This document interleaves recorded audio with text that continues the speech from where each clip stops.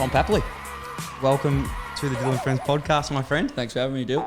Mate, first one back in the studio post-COVID, so it's very, very nice to have you in. I've been looking forward to it. I actually hit you up asking when am I going to be on, because you text me. But no, it's good to do it face-to-face. It is. And I wanted to do it face-to-face, mate, because honestly, you are one of my favourite players in the comp, and I've told you this a few times.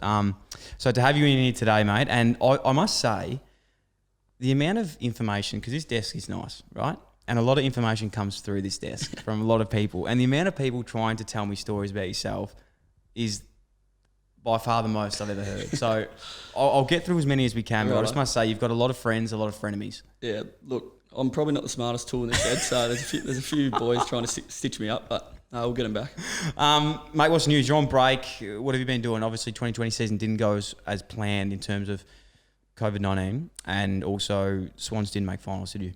No, unfortunate, because the Bloods culture we know is strong. We'll touch on that at some stage. But what have you been up to, mate? I saw you up in Darwin. Were you playing footy up there or just holidaying? Nah, I wouldn't. If I said that, horse would kill me. So. Off season's been good.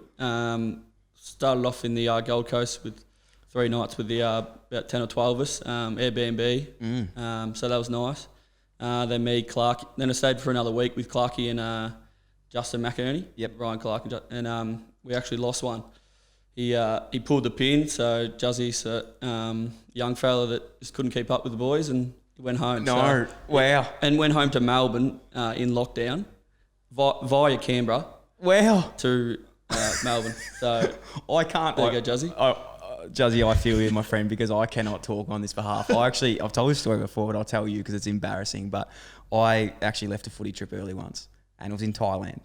And it was half because I couldn't keep up, but it was half also because one of my kidneys had shut down. Long story short, I was in Thailand and we're obviously drinking some brown cordials, and it was good fun. We're there, and all of a sudden, like, you're drinking a lot, obviously, but I wasn't going to the toilet. So I couldn't go to the toilet. And I was like, this is really weird. Anyway, 2 days passed and I'm like shaking in bed. I was like, nah, something's not right. All the boys were just ripping into me. I was getting the worst on every night. And at that stage as well, the worst on kit was the worst on kit I've ever had. It was a knee brace. So it was like, you know when you do your ACL, which hopefully you never have to do, but you wear a knee brace that's like, you can lock in, and it was like fully locked. So for 2 days I had to wear that like every night out on the town. That's a good one. And a neck brace. No. A neck brace as well. So that was what I was wearing out on the town. What is that one? Seriously. Where was this, Carlton?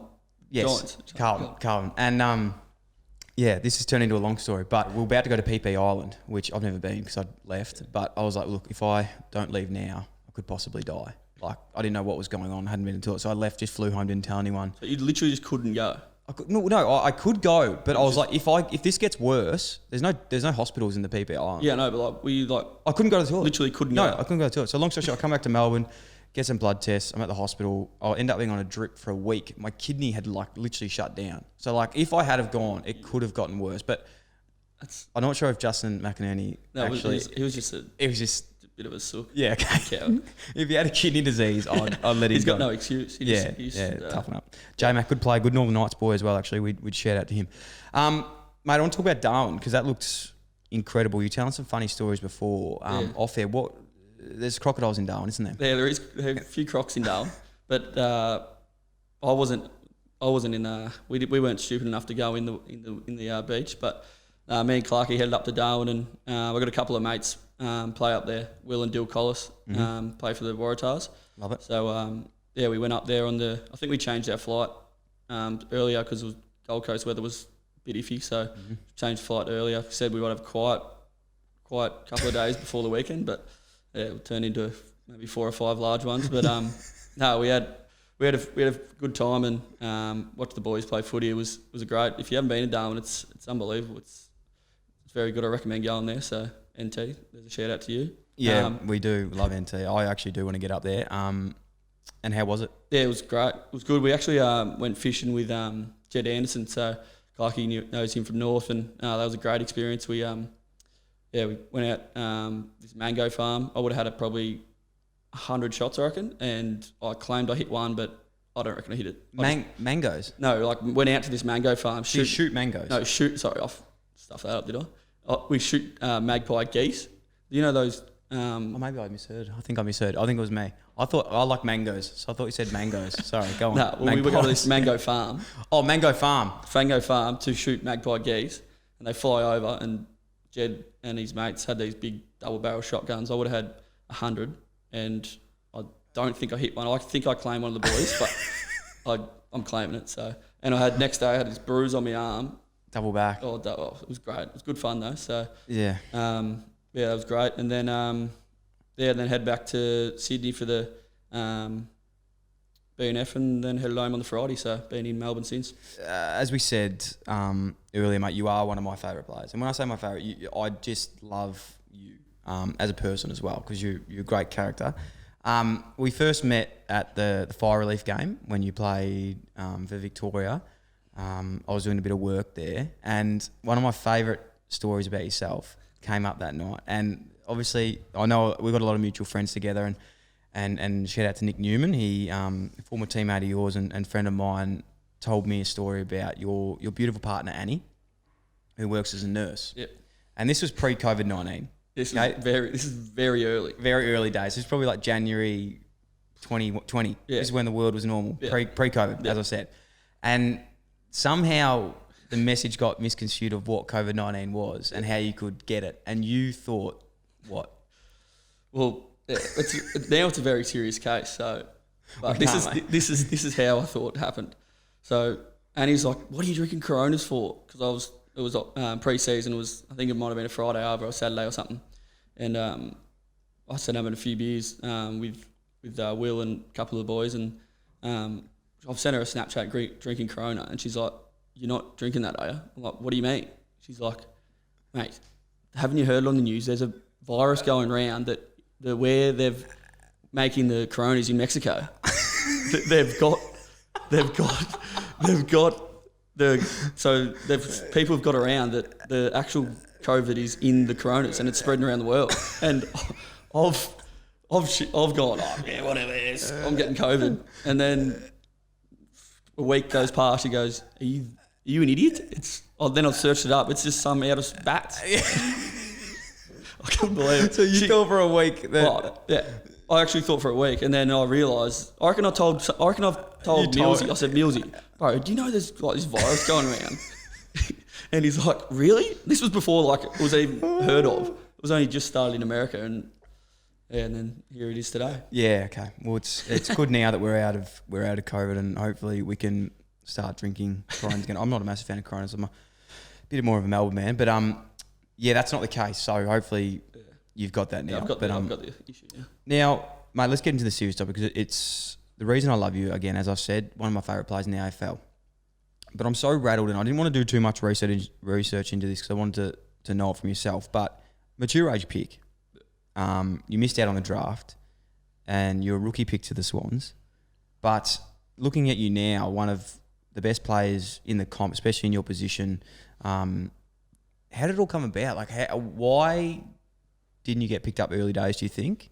And I suppose I'll just leave it with you. Yeah, thanks for the kind words.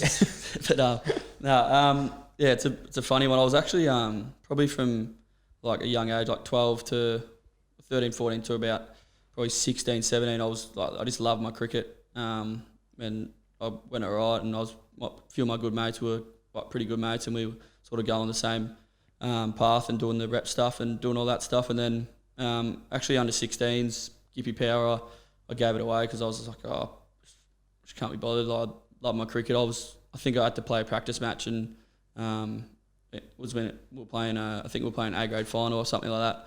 And so, pardon me. But yeah, so I didn't play that weekend, and then I sort of just said, yeah, look, I'm not interested. Obviously, cricket's first priority for me. So then I told him not playing, and then come back and I actually played that year. Actually, that was 18-year-old.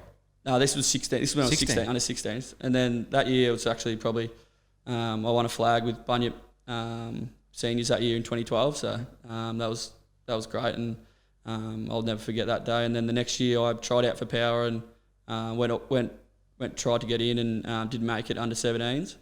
And then went back to Bunyip again, played seniors again, and I reckon that those 2 years were probably the most enjoyable years apart from going to AFL, as well as Gippy Power. But sort of I had a coach called Cal Paddy who just let me play. And I think in 2012 I was playing the bottom side, and I was only a young fella. I don't reckon I had pubes yet, so I was. I think I was 15, just turned 16 or 15, late 15, so I was a late bloomer. But it happens. Yeah, but yeah, I think I played 6 games, and then I was going alright, just sitting on the wing playing outside, and then I sort of played through all the finals, won the flag, and then the next year, same thing happened. He sort of just let me play and played down forward and wing, and I enjoyed that. We played in another grand final, got done, but those 2 years probably just sort of reignited the love for footy. I always loved footy, but sort of just like cricket. And then I just stopped playing cricket. I sort of got bored of sitting in the field. I was a batsman and couldn't bowl.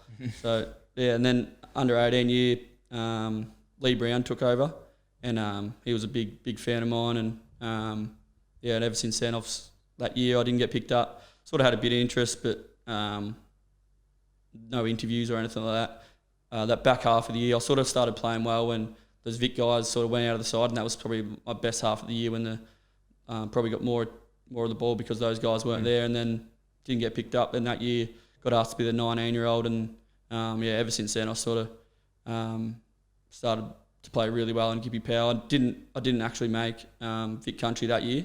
As a 19-year-old? As a 19-year-old, didn't make it. I played all right in the practice games, but I didn't get picked. But anyway. I can tell you're filthy about that. It's seriously, like, is that like, because a part of the reason I think you're so good, and I don't want to ruin this whole chat straight away, is like, I feel like you just can't be told no. Yeah, it's a bit like that. I still remember being cut. Because all in this I was a plumber, so I was might talk about that later, but I was still doing a plumbing apprenticeship, so my boss was great with all that stuff, and I was still like pretty pissed off and that I didn't make it. Like I think I kicked 3 and like did my role as forward, and then went back and sort of just worked hard, and eventually it come off and had a few interviews. I think I had Collingwood, Essendon, and then Sydney was actually in just down the road, and I was working around the road, and went in their work gig with my lunchbox and rocked up my work clothes, and I thought I just had this funny feeling. I was always a Swans man, and because of my grandpa, and sort of sat in there, I just felt comfortable, and Kin sort of just, the other 2 interviews I had, I was just nervous, and the blokes in there, when I went in there, would just make me feel comfortable. I could just sit there and just be who I am. That I was just a tradie sitting there with mud on my pants, and he sort of said, "What do you want to do?" And I said, "Oh, I want to obviously play footy," and said, "Oh, we think we can. There's a spot for you there," and here I am today. When you played in that 19 year as well, did you play a bit of VFL? Yeah, I did. Yeah. So that was also a massive part, playing against men. I think that's really big important, because I played it when I was younger as well, before I got to Power. But yeah, I played 3 games for Casey, and actually it was when Jimmy Bartel and it was actually the passing of Phil Walsh. So those Geelong boys were coming back. They didn't play that week, so I think Jimmy Bartel and a few boys were coming back from injury. So I actually stood next to Jimmy Bartel a couple of times on the forward flank, and he was playing back flank, so it was pretty good. And how much respect did he pay you? Oh, there was no respect. In terms of defender on a small forward, was he playing you tightly, or was it? He wasn't playing. Yeah, he was looking at me. I was tiny. I was just looking at him, going, "This is Jimmy Bartel." But I played all right in those games, and that obviously helped me to get drafted as well. So Casey and Papley, who's now at Melbourne. Yep. Draft day, in terms of actually finding out you're getting picked up by the Swans, is it right that you were actually working that day as a plumber? Yeah, I get a bit of stick at this at the boys, but I was working out at Bullen, which is a country town back home, and we were doing drains, and I left my phone in the car, sort of just to, like, I knew I'd always be checking it and shit like that, and then I went back to the car, and I had a missed call from this random number and a voice message, and I listened to it, and Kinney was on the thing. He's going, "Hey, Tommy, we're going to pick your first pick of a rookie draft," and I was sort of didn't really believe it. I went back and said, I thought it might have been a prank call or something like that. But yeah, and then I sort of just, I think I walked around the van probably 15 times going, kicking the stones, and the bloke on the excavator is probably going, where the f- is this bloke? But then I went back and he looked at me, he's like, what are you doing? I go, I'm getting picked up. He's like, what do you mean? I'm getting rookie to the Swans. He jumps off the excavator. You're kidding. And then he sort of said, just go in. He was digging. It was nearly smoko, and I think it was 10:30 the rookie draft, and we went in there and we watched it. And I said I kept working, but I was straight home, and we had a bit of a party that night, so it was good. That's incredible. I think the rookie draft, and I suppose this is what I want to talk about now, because I love the idea of a rookie, like, you know, very different careers, very different ways of getting in. But I feel like in that rookie pick, there is a community there of people that just, you do have the respect for people that are rookie deals, because of like, it's never easy. Like there has been some form of adversity on the way of, you know, getting looked up or getting delisted or having a second chance, whatever it is. It's that real hustler mentality, which I love. Yes. And especially the rookie draft. Like the draft, I don't know how it works now, but you know, the draft's normally on a whatever night it is. Yeah. And it's like this production on TV where everyone's getting their jumpers. Then 2 days later on dial-up fucking internet is the rookie draft, where you refresh it on your phone, and it's like 6 names come up at once, and it's like dead set, like looks like it's Microsoft from like the 1990s. Yeah. What was that like, I suppose, getting picked up as a rookie, going to the Swans? Who did you get picked up with, and what was it like when you first got there? It was unbelievable, really. My draft year, there's Jordan Dawson there now, Callum Mills, who obviously went as academy pick pretty early. Picked up with those couple of boys. Colin O'Riordan, sorry. Yes. He's another Irishman, rookie. He is, good man. When I talk of some fierce rivalries in the NEAFL, Colin O'Riordan and myself are two guys that he's very feisty. We used to really butt heads, but I love him. Like, I love him. I love the way he goes about it. I butt head with him when I play in pre-season.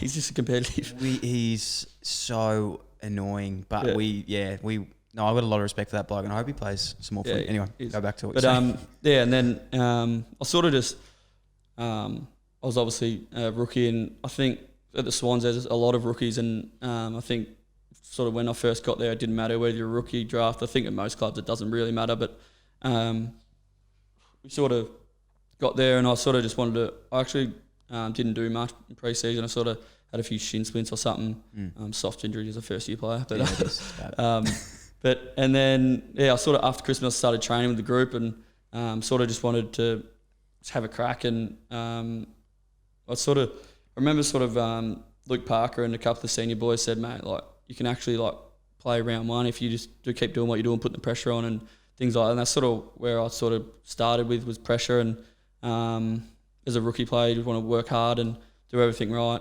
Probably didn't do everything right.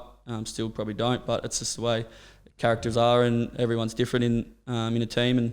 And I've sort of probably didn't probably take it for granted a little bit that first year to play in a grand final and come off a rookie list and nearly win it and things like that. But looking back, I'm very grateful that the Swans have taken a chance, and it is sometimes it is a lot of luck in the rookie draft, I reckon. And some kid could be it could have been another kid that probably might be doing plumbing or building that could have been me. So did a lot of luck, but I think you can create your own luck. And no, I totally agree, mate. And I think you're underselling it there, because I sort of feel like your mindset and the way you play, it was probably never an option to fail once you got to a club. But like you said, you've got to have guys like Luke Parker there telling you that you can do those sort of things. So, and it like probably instills that belief in you. You've gone up to Sydney on a rookie wage, which living in Sydney though, it is quite tough on the rental and stuff up there. You've got a 1-year deal. You're moving into a team with, you've got guys like you've said, like Luke Parker, Buddy Franklin. I'm not sure who was, like Ryan O'Keefe. Was he still there at that stage? Who's there? Kizza. Yeah. Tanners, Bud. And you're walking into a team that's a finals contender, as you said. You've gone and played in a grand final that year, and you're playing at the end of the year. What's your mindset to do that? Like, how hungry do you have to be, do you think? And do you see, now when you see rookies come in, do you sort of take a liking to them and see if they've got that hunger and that drive? Yeah. Well, that's what probably I think hard work always sort of beats talent. That's what I always sort of thought, and that's what I always wanted to work hard. And I'm probably a lot of people probably grow up the things outside of training and things like that probably don't do it to a T. But when I'm training really hard, and that's what I think one of my best assets is train hard, and that's what helped me to get to where I was. And I always wanted to ask questions. Benny McGlynn was there at the time, and he was probably the only other small forward, and I always asked him, and I think we had a good relationship there. And I was always asking questions, wanting to learn division and things like that. And I think that's what it is with. I look at some kids today and that have sort of probably took a couple of years, but then they've realised that this is how you do it. And some kids it might take 2 or 3 years, but sometimes that's not. You don't have that long, and as a rookie you don't. You don't. So it's just important to take your opportunity and just work hard and just give good first impressions. And the one thing I love about the way you play is you play as a villain on the field. So you're the bloke that people would watch and go, I want to have a beer with that bloke, but I also hate him if he's not on my team. Is that something you actively try to do, or does it just happen? Early on, I was probably not as bad as I am now. Like, I was pretty bad early, but now I've sort of, suppose, let the footy do the talking rather than me just trying to tackle and do all that stuff. Yeah. But I'm still definitely so am a villain. You've got him playing pressure now, you don't worry about pressure anymore. Is that what you're saying? Just that's what you get the other young kids to do. Yeah. That was sort of my role, I suppose, and just getting under the skin. And me and Heath Shaw, I think we actually had a lot of respect for each other. I think would have played on each other a fair few times, and I respect him, and we had a lot of banter, and it was great. And by the end of it, we were talking about horses in the last games and things like that. So it's the respect I think you got to earn. Like, I have so much respect for Shaw, the way he goes about and things like that. And that was just a part of my role, and I did that, and that's what the team wanted me to do. And it's funny because I reckon I'd probably be up there in the top 5 most hated players. There'd be a few.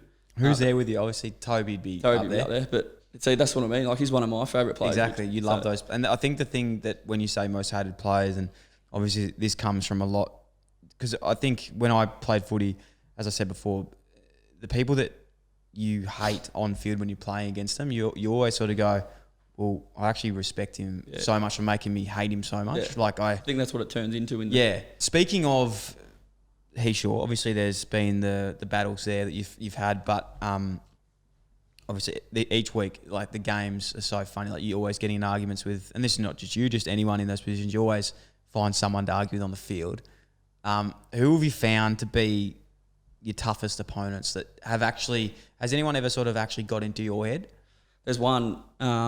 Marley Williams used to he wasn't really a big shit talker, but he was just a niggler, and like, he was a really good lockdown defender, and he's a scary looking man. Like, I was a young kid and always played on him. He was one that I always used to think, geez, he's going to get me again here, and I was lucky to get him a couple of times late, which is all right. Yeah. But I think Shawry took me off my game because I'd start all right, and then he'd always talk, and I'd start giving him shit, and then I'd play one good on him. Played all right in the first quarter, and then I'd lose my way in the last 3 or so.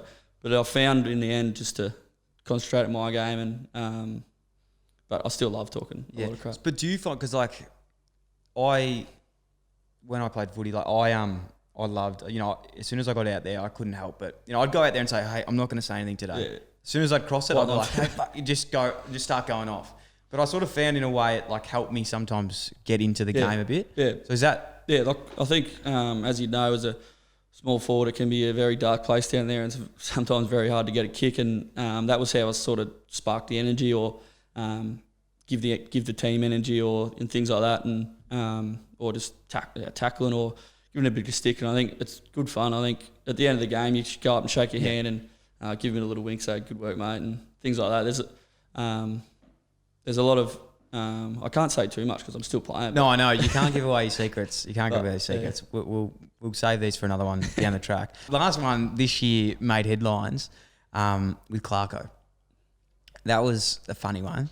I love Clarko just in terms of what he does, and I did a podcast with Xavier Ellis early in the year. I listened to that. It was a good one. You listen to that. So there was a part that really sparked against Clarko that he said, and it was obviously that, you know, Clarko's a ripper, obviously an incredible coach. He's done great things, but there's a part that he said where he said sometimes Clarko says things to defect something else.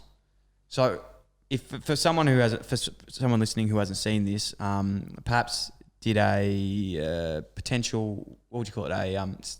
What'd you do? Well, actually, the story is yeah. Well, Tommy Mitchell, I kicked a few clangers, and before that stoppage, Tommy Mitchell was like, "Good kicking, Paps. Yeah. 3 turnovers, mate." I said, "Yeah, watch this stoppage." And I actually lined up on Tommy in that stoppage. And I don't reckon he might have heard it. He kept running. I said, "Yeah, wait for this or something." And then I've gone, the young fella, Dyl Friends, was on Tommy, and he's blocked for me. He sinks his hit straight to me, and I've kicked the goal. And I said, "Yeah, where about now, Tommy?" or something like that. Yeah. And then it wasn't actually Tommy that pushed. I think it James Froy come back, and obviously me and Tommy are good mates, and we played together and had a good time.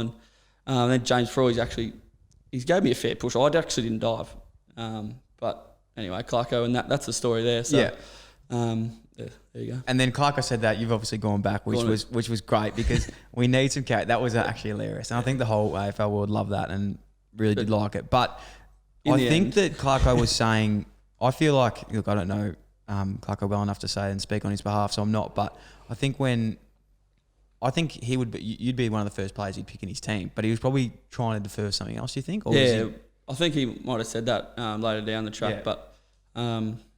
He was probably right in the end, really, because I ended up getting a fine. But anyway, okay, we'll move on. 2019, and this is a big point for you, where a lot of things were happening, but there was a potential move to the Blues on the card. You know, that's a long story in itself. But how did that come about? Obviously, you're a Victorian man. You've obviously got really close family ties here, which we'll touch on later. But how close was that to actually happening? And then fast forward 12 months. You're re-signed with the Swans, where a lot of people would have thought, oh, okay, it didn't happen. He'll come back to Melbourne next year. Now you're staying with the Swans and you're stuck with them in 2020. How did the sort of trade stuff come about? Yeah, I've asked for a trade, and sort of a few times that year I went home, and I was sort of, early on, I was sort of feeling it a bit, and sort of, as everyone would feel sometimes, just feel a bit homesick, and then during the year I went home and had a few beers with my old man, ended up having a bit of a argument, I suppose, and then that turned. He's actually got bipolar, so, and then sort of that turned into a little bit of an episode and things like that. Not many people. I've never really spoke about it, but not many people actually know. So, and then he had a bit of an episode. And I sort of felt that guilt that it was my fault, and he ended up going into. I had a few days back at home during the year. Probably during the start of the week. The next day we were fine, and as good as everyone, you have blue with the old man all the time, but. This time it's obviously a little bit more serious because he's sort of growing up. He's always been in sort of mental homes and things like that. So I didn't really know until probably later in my teenage years that was what was going on. But now, so I sort of felt that little bit of guilt. But at the end of the day, I sort of just wanted to be back home. That was just part of it, and you want to help, and you want to help mum, and you want to be there for your brother and things like that. My brother and sister as well. So I sort of felt a bit of a guilt. It was my fault a little bit, and but yeah, at the end of the day, I just wanted to be home, and that was it. And I sort of kept it inside. I didn't tell anyone and things like that. I told my manager obviously, and that's probably the biggest thing, just to speak about it. And but now, and then later on in the year, sort of asked for the trade, and it didn't happen. But I was. Obviously, that put more stress on my old man and more stress on me, and then just speaking about it and things like that now. Like now, I'm an ambassador for Mindful Aus, and that's sort of linked in all to my old man and Tyson Bale, who committed suicide during the year, and that's just sort of I've been able to speak about it, and with my old man, this is probably the first time that really know, but I've sort of told my mates and things like that, but. Yeah, that was just a part of it, and that's footy. But now I'm back at the Swans, and I'm loving it, and my old man's flying, and he's happy to talk about it. I've asked him that if I could mention it, and he said yeah, and that's what it's all about. He's never said I could do that or anything like that. So other than that, like the Swans now, and the first day, I'm not an anxious person. I rarely get nervous about footy at all. Like just get excited, and I'm carrying on before the game and things like that. But was a nervous wreck going into the thing. Don't even know what I was doing. I couldn't even think. So this is after the trade didn't go through. This is after the trade, day one pre-season. And they said no trade, you're going back to the Swans. I'm going back, and I went there. I went there like 2 weeks. I said I'll come back. I'll see everyone. Obviously, there's a big blow up, obviously, with the coaches and staff and everything like that. None with the players, obviously. I always loved the Swans, and went back and seen the boys probably training and things like that. And then the first day of pre-season coming, didn't get much sleep that night before, and I was absolutely shitting myself. So I'm driving to training, and Anzac Parade is like, now it's like into 3 lanes. It's got that traffic lights there, and it's a weird one. You'd probably know it. Yes. But like, there's a bus lane, but the bus lane actually wasn't in red yet. It's never working. I don't think that. Yeah, right. I don't know, but like, it just wasn't. Yeah. It's got red like tar on it now, but at the time it was 2 lanes, bus lane with no, what's the name? But when you go over that Anzac Parade intersection, it turns into like 5 lanes. Yes. So I was shit myself. I was a minute from the club, and I've just cut this bloke off. I've come from the second lane to the first lane. This big Toyota's gone up on the side of the curb. I've looked at the mirror. He's up on the side on the horn. Missed the light pole by like that much. I couldn't believe how close it was, and he's berated me. Put the window down. I was like, sorry, mate. Like, but that was it. And then yeah, I was shit myself, and I the first day there I said, yeah, boys, like I said I'd say something. Just said like, I'm here to win, and it wasn't for you boys. I love you boys, and things went on, and time to move on. And ever since then, it's been great. And here I'm still playing for the Swans. Quickly, just touching back on what you said before about your family, mate. Really appreciate that. I feel unbelievably honoured that you'd want to share that with us, and I'm sure through that you've made your family extremely proud. So just for that, thank you. And what you're doing, mate, as well with Mindful Aus, and obviously Movember as well. That you're doing at the moment. You've got the beautiful handlebar, mustache. Mate, you're doing an incredible job. So your family, and especially your old man, couldn't be proud of you, mate. And honestly, I think that it just shows a lot of that humanised point of these things. Like, a lot of people are quick to judge players when they want to seek trades without knowing the full story and of what's actually going on in someone's life. You honestly, no one knows what's going on in anyone's life. Everyone's got a story.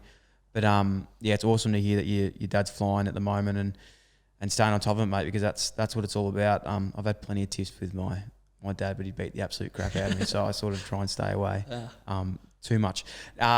Back to the Swans. When this all happened, as you said, it's a little bit awkward first day, and you're just nervous coming in. I remember a story when Bryce Gibbs requested a trade to Adelaide the first time, and the trade didn't go in. So what has happened is, and we speak about this on this show, but in all teams there's a WhatsApp group, and the WhatsApp groups, that's nearly more important as the first Guernsey getting presented. It's like that's it does take it does take a little bit to get in there as a first year player. Sort of, you don't know when to comment. You don't know what to send in emojis. Do you even say anything? Yeah. That was my domain, the WhatsApp.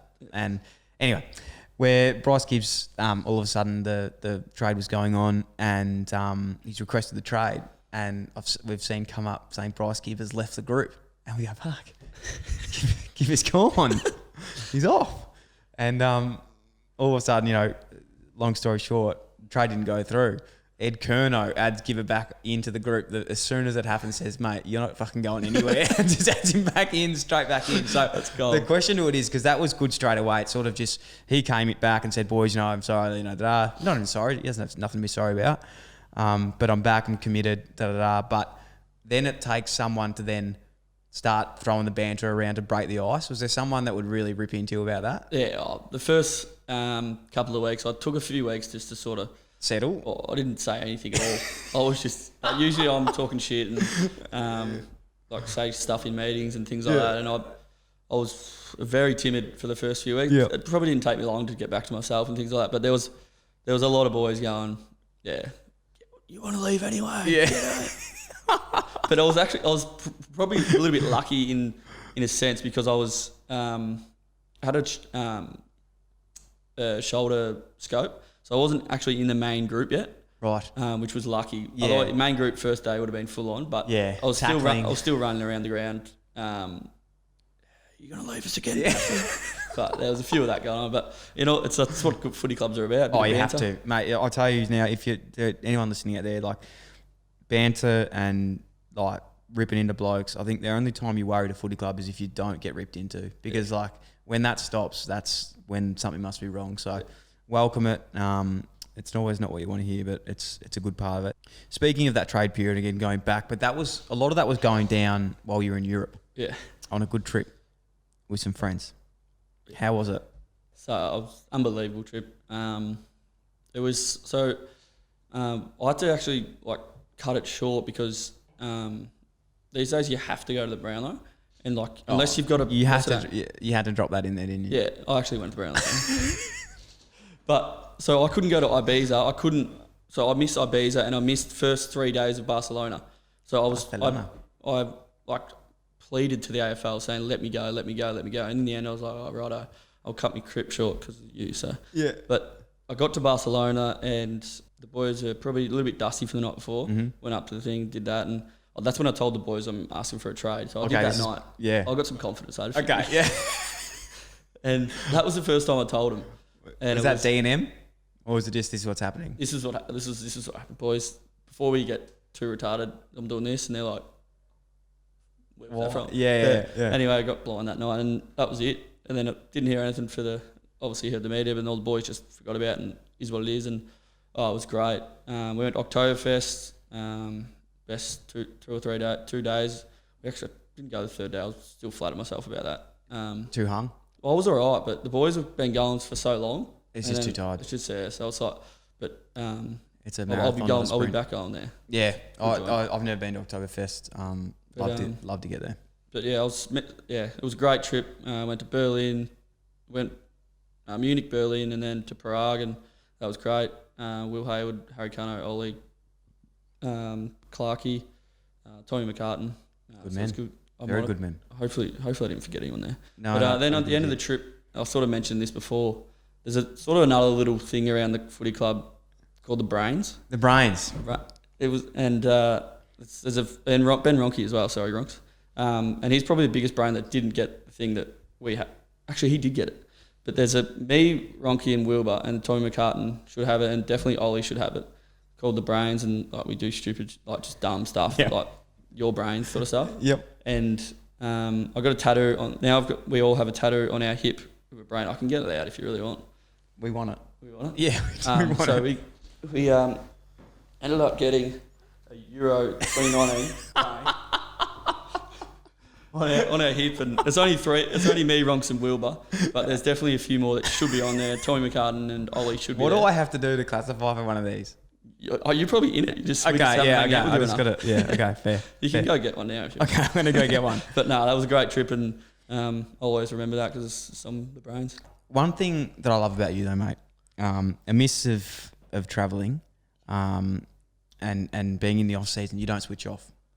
You're a true professional in many aspects, and this is where it really comes in because obviously you're a rookie pick. Okay, you've done it the hard way. You've done what you need to do, and you're at the top of your game, and you have so much knowledge. As you said, in that brain, there's knowledge of AFL and how to play it. And the one thing I love is after a few beers when you start giving advice to people.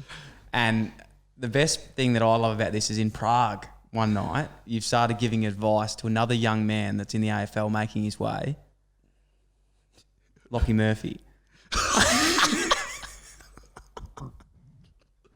Do you remember this? Well, he was asking me for advice. Okay, so basically someone's asking someone for advice and you're in a club in the middle of Prague.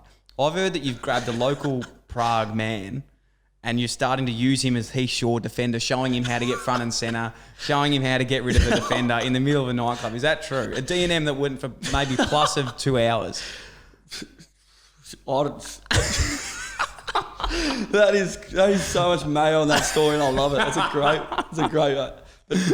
But long story short, these young Adelaide boys, we see them there like, "Hey boys, come in the booth." So in the middle of Prague. We see them. There was 3 of them. There was 3 or 4 of us, and Dane Rampy. That's another one I forgot. Dane Rampy was on the trip as well.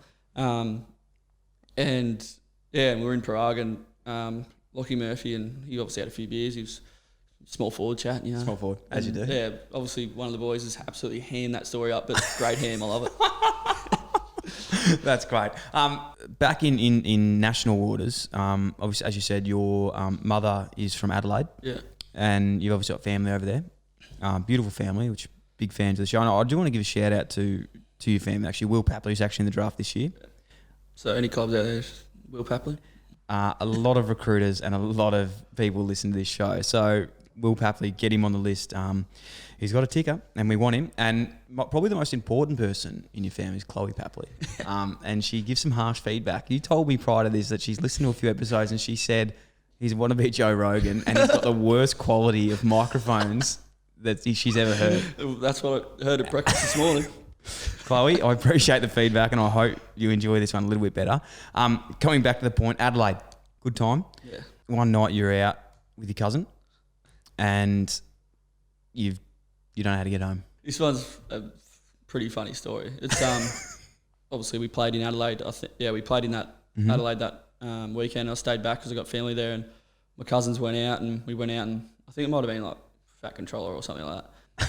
Is that actually a place? Yeah, have you been there? No, I never heard of that. It's elite. Okay. And then on the way home, we went their separate ways. He went to his missus' joint, and I was going back to my auntie's joint where I was staying, and my phone was flat.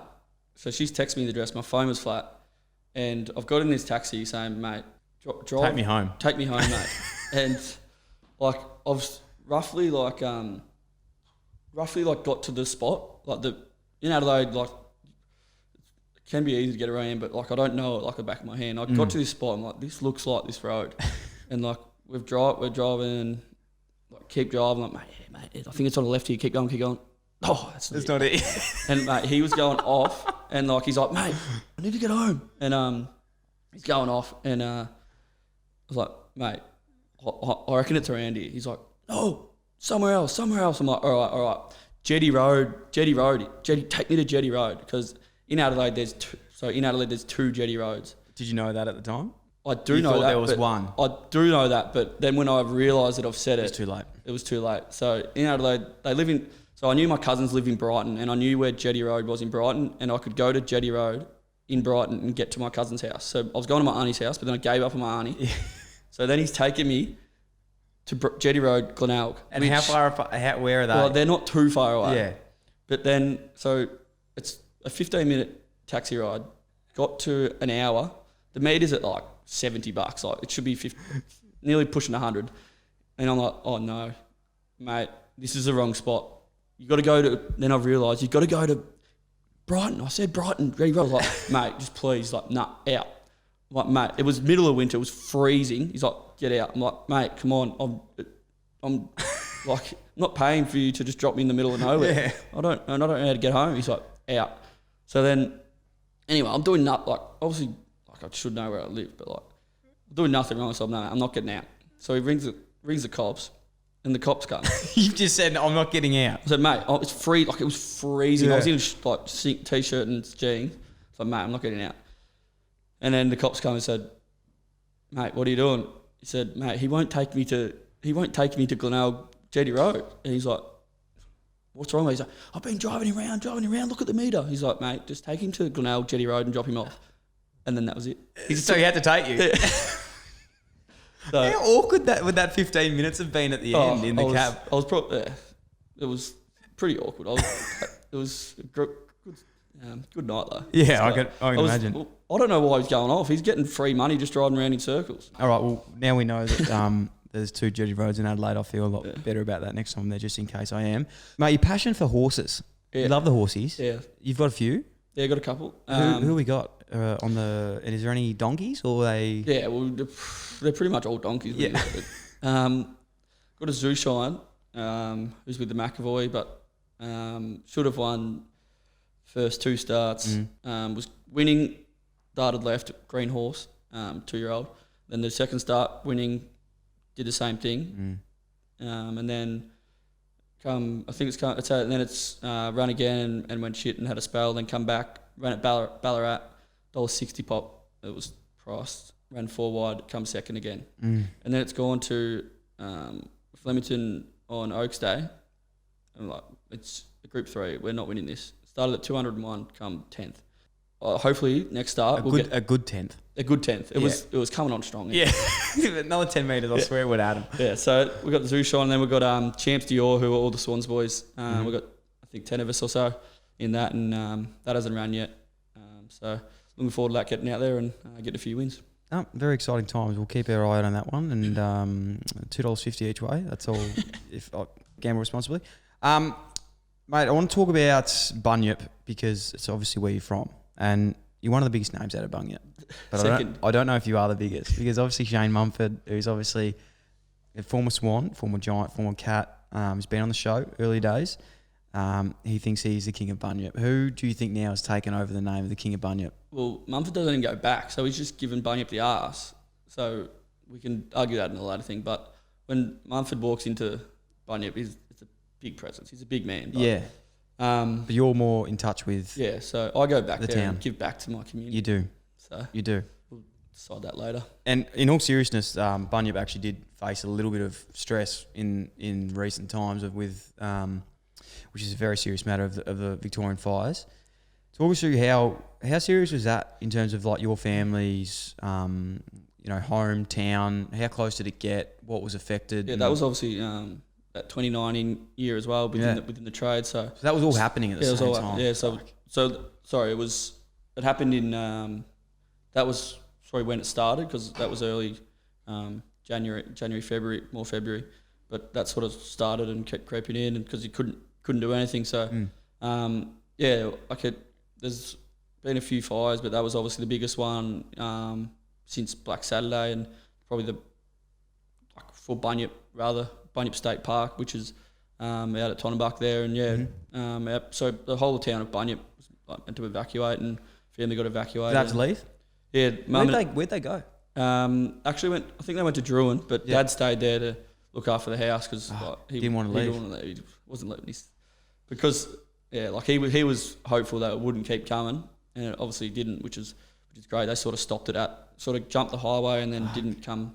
But if you know Bunyip, you turn off the highway and there's Tonnebuck, then Bunyip, and then that's all Tonnebuck the other side, and then if it went through Bunyip, horrific. Because Tonnebuck's obviously there's a lot of houses lost out there and Labatouche and things out there, and that ripped through all that town and houses and things like that. I think there was 40 plus houses, but if it went through Bunyip, it would have been absolutely devastated. And Fires did really well, and then actually ended up playing in the bushfire relief, which was a little touch. Yeah, that's incredible, mate. To add to the stresses of everything else going on at that stage, it's pretty hectic. And I think with COVID, the fires probably don't get as much credit as they deserve in terms of how, everyone knows how serious it was, but obviously COVID's come through now and it's taken a bit of shine off it, so we can't disrespect how much we need it. And I think one thing that we need to do is go and travel to these towns and put money back into them.